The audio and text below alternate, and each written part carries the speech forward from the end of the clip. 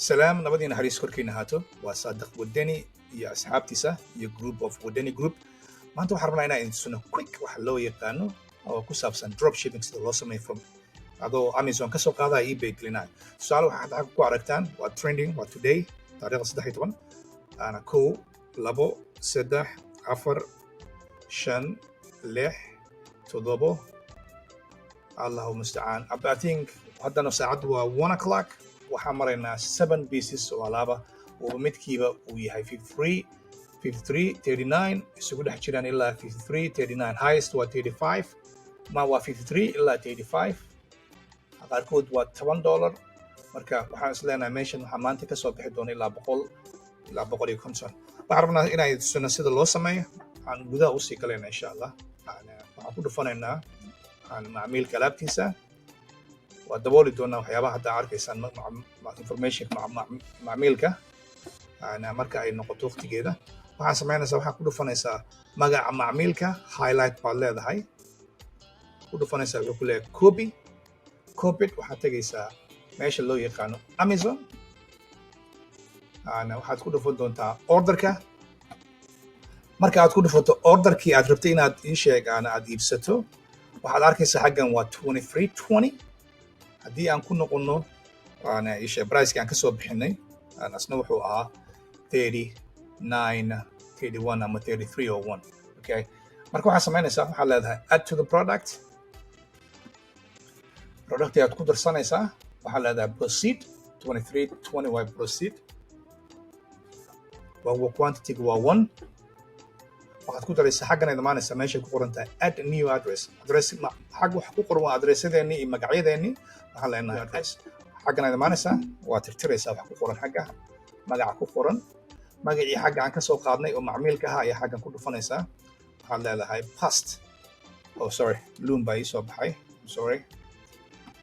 waxaan soo qaadi doonaa macmiilka magaciisa meeday ebay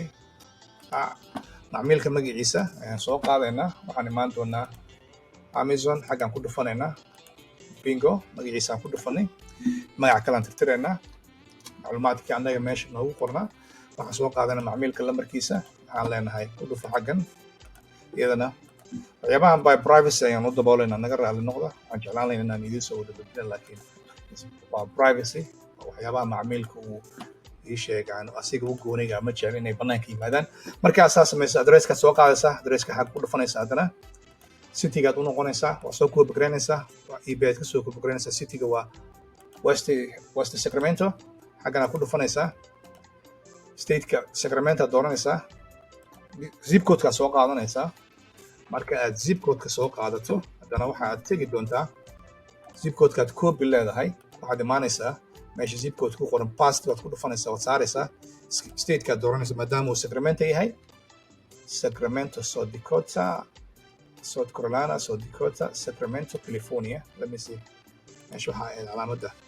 waa California waxaad dooranaysaa Kelly C baad ku dhufanaysaa keyword California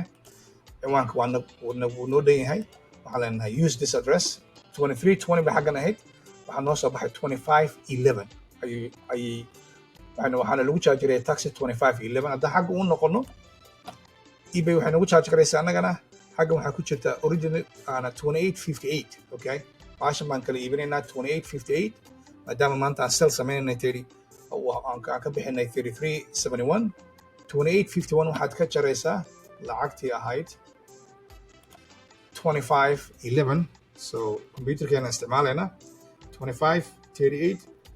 2888 ama whatever it was 28 hadaan ku noqono waxa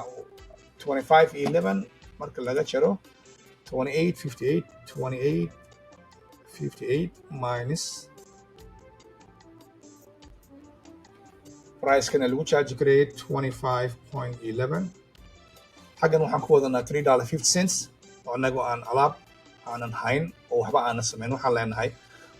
use this address